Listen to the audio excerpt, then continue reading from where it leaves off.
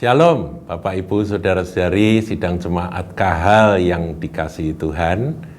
Saudara, kita akan belajar kali ini tentang sebab-sebab kemiskinan. Ya, di sini ada saya catat 6 sebab kemiskinan. Kemarin kita sudah belajar tentang bahwa Tuhan Yesus itu telah menjadi miskin karena kita, supaya kita yang miskin boleh menjadi kaya karena kemiskinannya. Jadi dia mengambil kemiskinan kita, memikul kemiskinan kita, supaya kita diberkati dan menjadi kaya. Itu kebenaran dari 2 Korintus 8 ayat 9. Nah sekarang sebelum mengenal hukum-hukum bagaimana kita bisa memperoleh akan janji kemakmuran yang ada di dalam firman Tuhan, kita perlu menutup lubang-lubang penyebab kemiskinan. Itu penting, saudara. Ya, ini kan ada ember, sebelum nanti embernya diisi, itu bocor-bocornya itu harus ditambal dulu, begitu ya, supaya kalau diisi air tidak terus keluar lagi dan kemudian airnya tidak pernah ada, tidak pernah bisa tersimpan di dalam ember tersebut. Yang pertama, saudara, mata yang jahat yang memandang harta kekayaan tanpa peduli benar atau salah, melanggar hukum atau tidak. Ya, itu ada di Amsal 28 ayat 22. Dikatakan orang yang kikir, kata kikir itu greedy atau serakah, tergesa-gesa mengejar harta dan tidak mengetahui bahwa ia akan mengalami kekurangan.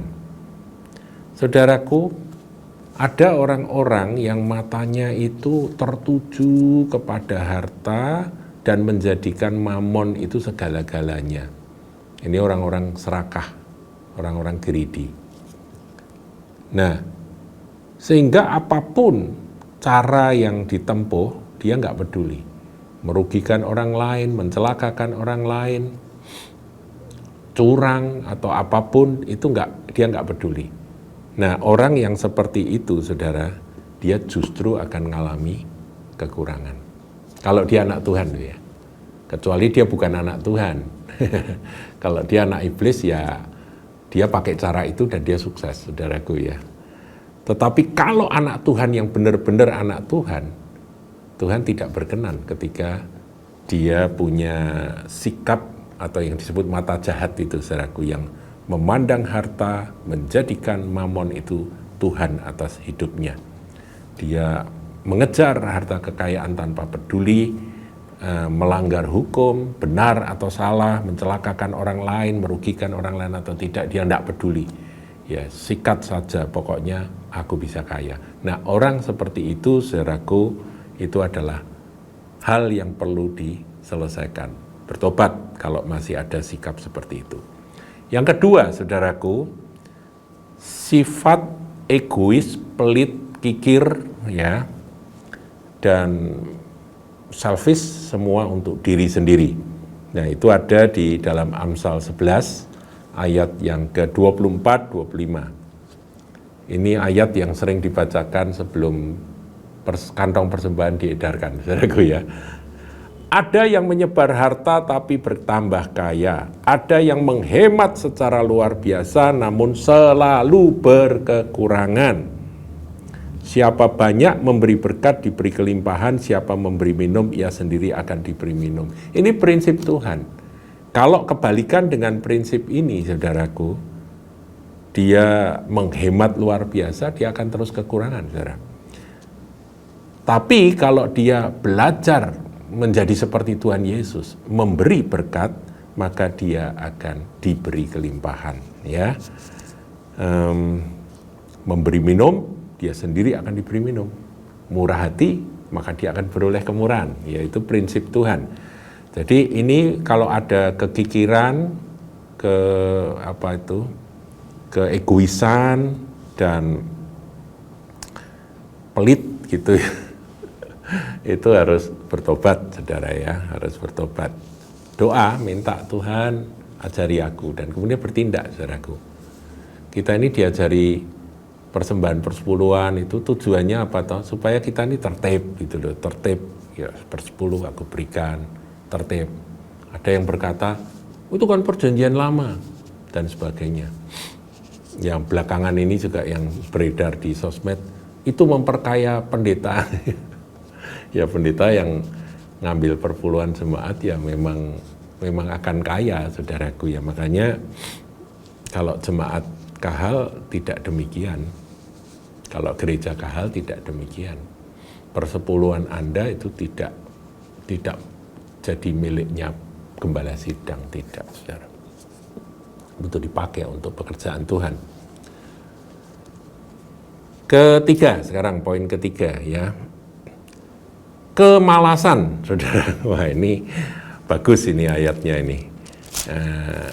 Kemalasan, tidak mau kerja keras, tapi terus klaim janji-janji Tuhan. Aku anak Tuhan, Tuhan Yesus sudah jadi miskin supaya aku jadi kaya, diucapkan. Jadi aku kaya, kepengen mobil, pegang mobilnya, dalam nama Yesus ini mobil jadi milikku. Tapi males, nggak mau kerja, saudaraku ya. Amsal 6 ayat 9 sampai 11. Hai pemalas, berapa lama lagi engkau berbaring? Bilakah engkau akan bangun dari tidurmu? Tidur sebentar lagi, mengantuk sebentar lagi, melipat tangan sebentar lagi. Ayat 11. Maka datanglah kemiskinan kepadamu seperti seorang penyerbu. Kemiskinannya itu seperti dijarah dengan kemiskinan. Dan kekurangan seperti orang yang bersenjata. Jadi seperti didatangi pasukan bersenjata untuk membuat dia jadi miskin dan berkekurangan. Ya, jadi inilah gambaran dari orang-orang malas. Tambah lagi saudara, ayatnya saya catat 20 ayat 13. 20 Amsal ya, Amsal 20 ayat 13. Amsal ini banyak nasihat saudara. Janganlah menyukai tidur supaya engkau tidak jatuh miskin. Bukalah matamu dan engkau akan makan sampai kenyang. Jadi Tuhan itu menasihati orang kalau malas saudaraku itu ya akan jadi miskin. Ada lagi 24 Amsal 24 ayatnya yang ke-30. Aku melalui ladang seorang pemalas dan kebun anggur orang yang tidak berakal budi. Lihatlah semua itu ditumbuhi onak, tanahnya tertutup dengan jeruju dan temboknya sudah roboh. Aku memandangnya, aku memperhatikannya, aku melihatnya dan menarik suatu pelajaran. Ya, diulang lagi.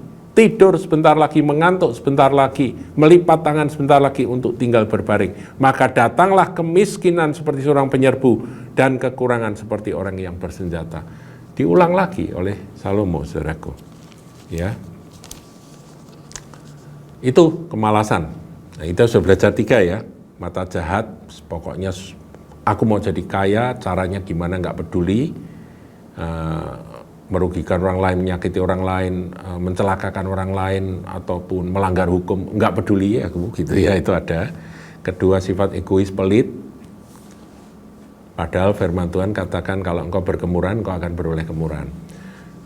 Kemudian ketiga, kemalasan. Dan keempat, yaitu sikap yang unteachable. Unteachable attitude itu artinya sikap yang tidak mau belajar, saudaraku ya, tidak bisa diajar, tidak mau belajar, tidak dengar nasihat, tidak mau dengar didikan, tidak pernah mau belajar dari kegagalan orang lain ataupun kegagalan diri sendiri.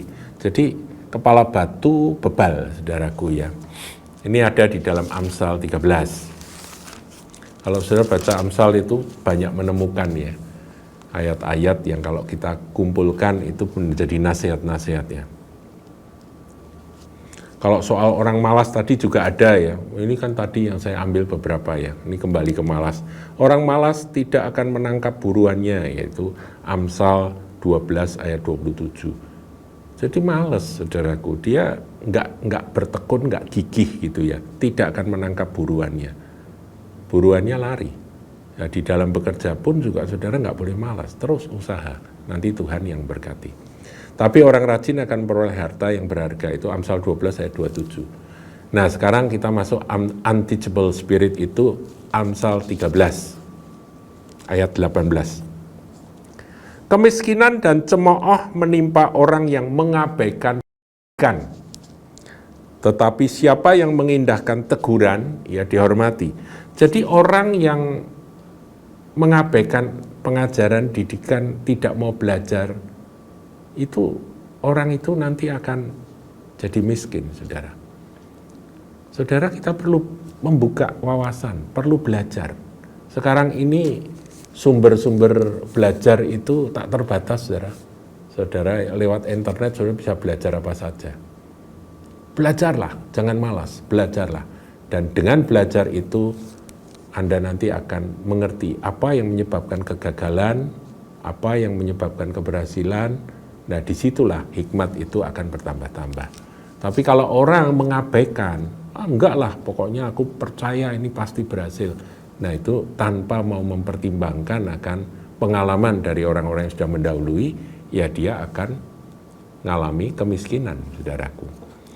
Kemudian yang kelima, tadi kan 6 ya, saya janji 6 ya. Yang kelima itu sikap tergesa-gesa, sembrono, yang mencari kesenangan duniawi dan kemewahan. Jadi baru dapat rezeki sedikit aja, dia nggak mau menyimpan, nggak mau nabung, nggak mau menginvestasikan itu, tapi dipakai untuk bersenang-senang. Saudaraku, tidak selalu berkat besar itu datang dan terus-menerus datang. Ada waktunya itu berhenti. Ada bagian yang boleh dipakai untuk Anda menggunakannya untuk bersenang-senang. Untuk piknik boleh, saudaraku. Tapi saudara juga tidak boleh sembrono memakai akan berkat Tuhan. Karena situasi kondisi bisa berubah, saudara. Ini sekarang kita tahun 2022, Ibu Sri Mulyani ya, Menteri Keuangan kita sudah mengatakan 2023 akan berat perekonomian. Nah ini kita juga harus bisa membatasi hal-hal yang tidak terlalu penting untuk dibelanjakan, ya harus kita tahan. Uang itu kita tahan. Jangan spend money terus-menerus. Ingat ya kata-katanya pemilik Alibaba itu, siapa, Jack Ma itu berkata, bedanya orang Amerika dan kami orang China. Kalau orang Amerika itu mikirnya spend. Kalau kami invest. Ya itu sindiran, saudaraku ya. Tapi sikap yang sembrono dan apa itu kalau orang sini, orang Semarang bilang pongnak pongno, pupung enak mumpung ono. Nah itu saudaraku ya, dia ada uang dihabisin untuk sesuatu yang tidak produktif, tapi nanti itu akan menyebabkan kemiskinan ya. Jadi kita harus dapat dipercaya ketika harta itu ada sejumlah harta, jangan dihabiskan. Tuhan memberi, penyalahgunaan kekayaan itu menyebabkan orang-orang menjadi miskin, saudaraku. Saya sudah melihat ada orang-orang yang seperti ini, yang mana ketika dia diberkati, entah itu terima warisan, entah ada duit yang dalam jumlah besar yang dia terima, kok langsung dipakai tanpa mikir bahwa nanti kalau habis itu yang model begitu belum tentu akan datang lagi, ya kan? Dia bekerja dapat hasil besar berkat Tuhan. Kan tidak selalu seperti itu, saudaraku. Jadi ada yang diinvestasikan, ada yang ditabung, ada yang disimpan, ada yang boleh dipakai. Saya tidak anti loh, saudaraku ya, dengan saudara membelanjakan uang untuk refreshing bersama dengan keluarga. Saya tidak anti, itu perlu juga. piknik itu penting ya katanya ya. Itu ada satu hotel di depannya ada tulisan seperti itu. Ya, tapi ya sekali lagi saudara, kalau sembrono dalam memakai uang menghabiskan akan semua yang ada, ya akibatnya kalau nanti kemiskinan datang menyerbu, ya saudara akan susah sendiri. Ayat 20 dari Amsal 28 ya, ini menarik ini. Orang yang dapat dipercaya mendapat banyak berkat. Ya, ini bagian A ini saudara. Tetapi orang yang ingin cepat menjadi kaya tidak akan luput dari hukuman. Ya, ini yang A ini loh saudara, dapat dipercaya. Apakah kita bisa dipercaya dengan perkara-perkara yang tanda kutip tidak besar, kecil? Kita bisa dipercaya, bertambah-tambah terus. Ya, makanya berbahaya saudaraku, orang kalau tidak bisa mengelola berkat yang Tuhan berikan, dia sembrono dalam menggunakan, nggak bisa dipercaya, habis, ya nanti jadinya miskin saudaraku. Dan terakhir saudara, adanya dosa-dosa yang disembunyikan akan memimpin pada kemiskinan. Misalnya keluarga begitu ya, bapaknya ini melakukan dosa, tapi disembunyikan gitu ya, berbuat dosa disembunyikan. Nanti tiba-tiba bisnisnya kena masalah saudaraku. Karena Tuhan itu mengasihi, Tuhan mencintai anak-anaknya supaya melalui masalah itu bertobat. Jadi dosanya ditinggalkan. Ya, saya banyak mendengar kesaksian saudaraku, ada keluarga-keluarga yang tadinya sukses, tadinya berkelimpahan, tapi kemudian mengalami masalah ketika ditelusuri ternyata ada dosa, begitu ya. Ya, dosa yang disembunyikan itu akan memimpin pada kemiskinan, saudaraku. Saya bacakan ayatnya, ini terakhir saudaraku ya, Amsal 28 ayat 13. Siapa menyembunyikan pelanggaran tidak akan beruntung. Kalau tidak beruntung berarti rugi, ya saudara ya.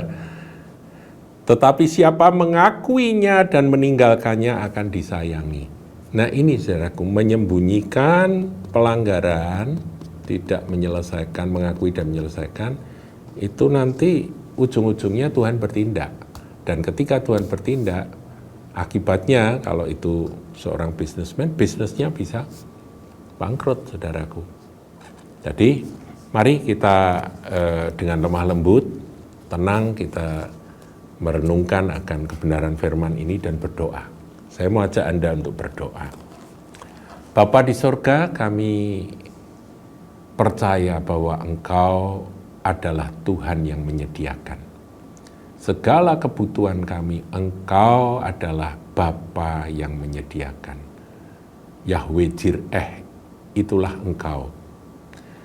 Dan di dalam Tuhan Yesus kami menerima janji bahwa Tuhan telah menjadi miskin supaya kami yang miskin boleh menjadi kaya. Dan kami sudah mempelajari akan 6 poin hal-hal yang perlu kami benar-benar renungkan dan kami benar-benar bertobat dari hal-hal ini. 6 perkara ini yang merupakan kebocoran-kebocoran yang mana ketika berkat Tuhan dilimpahkan habis semua, bocor semuanya. Biar kami belajar menembel kebocoran itu dengan datang kepadamu, dengan hati yang lemah lembut, kami merendahkan diri dan mohon Tuhan tolong.